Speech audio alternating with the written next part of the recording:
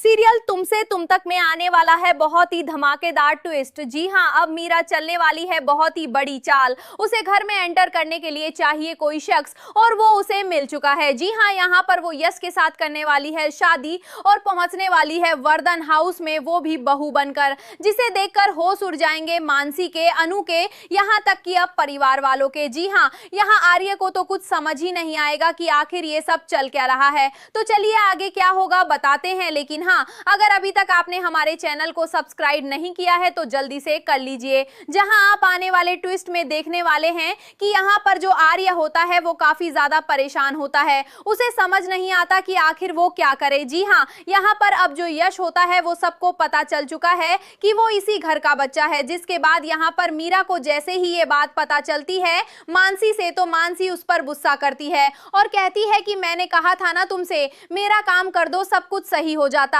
तुम report change करवा देती तो मुझे उस लड़के को झेलना नहीं पड़ता।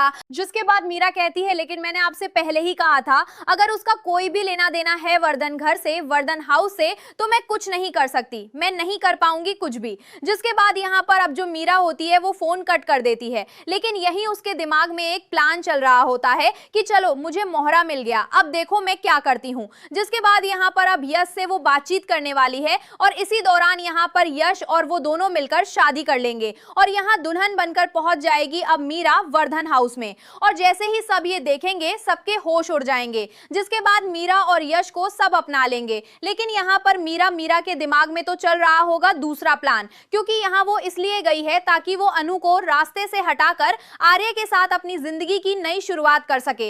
लेकिन ये सब इतना इजी नहीं होने वाला है, क्योंकि एक तरफ अनु राजनंदिनी का पता लगाने वाली है और यहां पर जैसे ही उसे पता चलेगा कि राजनंदिनी की मौत में कहीं ना कहीं झेंडे का हाथ है, तो यह जानने के बाद वो चुप नहीं बैठेगी, बल्कि झेंडे को पूरे तरीके से एक्सपोज करने की है कोशिश करेगी, उसका सच सामने लाने की कोशिश करेगी, जिसे कि छुपाएगा आर्य। लेकिन देखना इंटरेस्टिंग होगा कि उस सब में क्या झंडे के साथ साथ आर्य का भी हाथ था।